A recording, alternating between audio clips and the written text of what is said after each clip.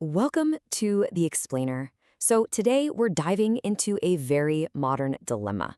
How exactly do we protect our mental energy without, completely losing our relationships in the process? We're going to look at some incredibly fascinating psychological insights from Mindframe to help us figure out how to navigate our increasingly overwhelming social worlds. Let's get into it.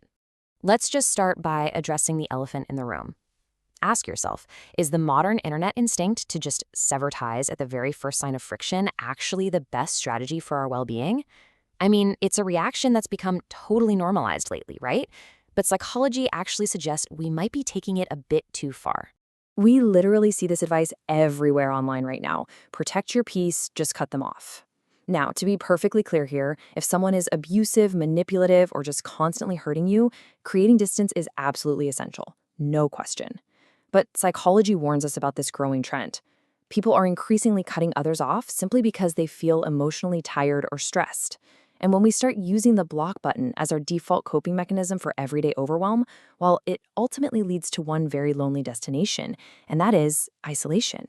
Okay, here's our roadmap for today. We'll start with the cutoff culture, then move to rethinking conflict and toxicity. After that, we're looking at boundaries over avoidance, the art of detachment, and finally, finding true peace. Section 1, the cutoff culture and why we isolate. It's absolutely crucial to remember that overwhelm is not the same as abuse. Look, if someone is repeatedly disrespectful, that is a completely different story. But completely removing people from your life just because of everyday stress, that is a massive trap. Why?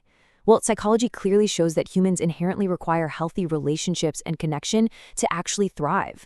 We are social creatures through and through. So when we cut everyone off just to protect our peace, we kind of inadvertently starve ourselves of the exact connection we need to stay mentally healthy. Moving right along to Section 2, rethinking conflict and toxicity, and rethinking those labels.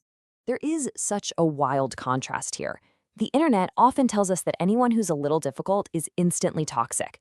But psychology gently points out that, hey, occasional conflict is actually just normal. Real-life relationships are complicated. Disagreements in friendships happen all the time. Misunderstandings in families? Total given. Even highly supportive people can sometimes just say the wrong thing on the wrong day. It absolutely doesn't automatically make them some toxic person who needs to be immediately removed from your life.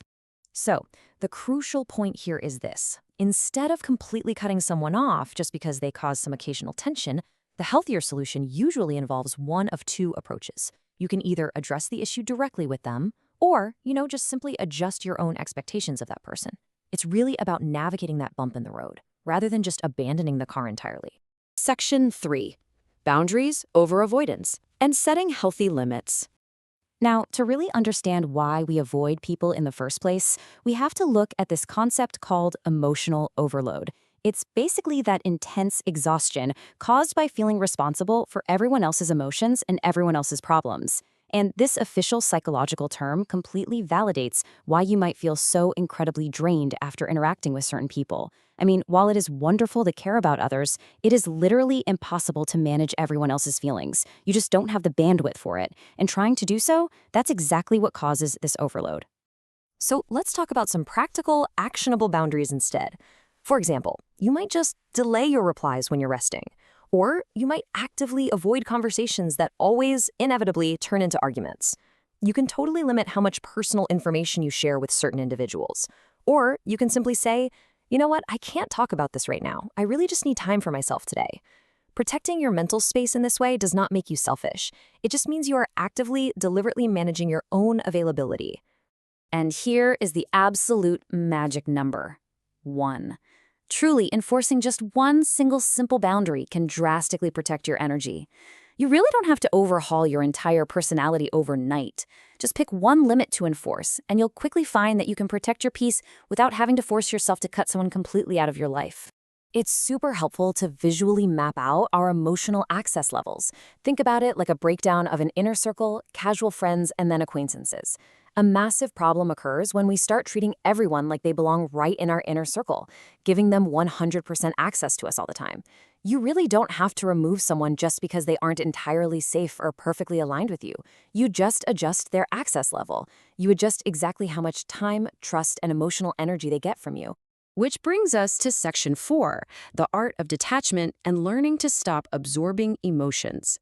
I know, emotional detachment sounds a bit cold at first, but honestly, it's really not. It doesn't mean you stop caring about people at all. It simply means you stop absorbing every single emotion or opinion around you like a sponge. If someone criticizes you, you don't automatically have to take it so personally. If someone walks into the room in just a terrible mood, you don't have to carry their heavy mood on your own shoulders. Psychologists point out that emotionally healthy people manage to stay calm during stressful interactions by following a sort of internal three-step process. Step 1, they just observe the situation. Step 2, they remind themselves that the other person's chaos is absolutely not theirs to carry. And step 3, they respond without internalizing all that negativity.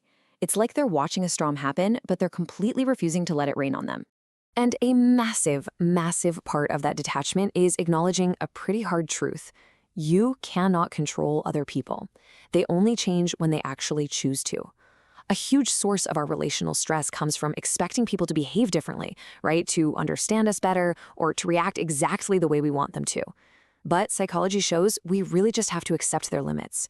We have to stop trying to control them and, frankly, just adjust our own responses instead. Finally, section 5, finding true peace and staying balanced. So, to summarize the explainer today, true peace does not always mean cutting people off. Sometimes it just means setting much clearer boundaries. It means managing your energy a whole lot more carefully. It's about understanding exactly who actually deserves your time and attention. Because healthy peace isn't found sitting all alone in an isolated room. It's found in learning how to stay calm, balanced, and deeply connected to the people who truly matter. I'm going to leave you with this final, kind of provocative thought to help you evaluate your own social world. Look at your relationships today and really ask yourself, are your boundaries actually protecting your peace, or are they just building walls? Mastering your emotional energy is a super delicate balance, and I really hope the insights from today's explainer help you stay deeply connected without getting totally consumed.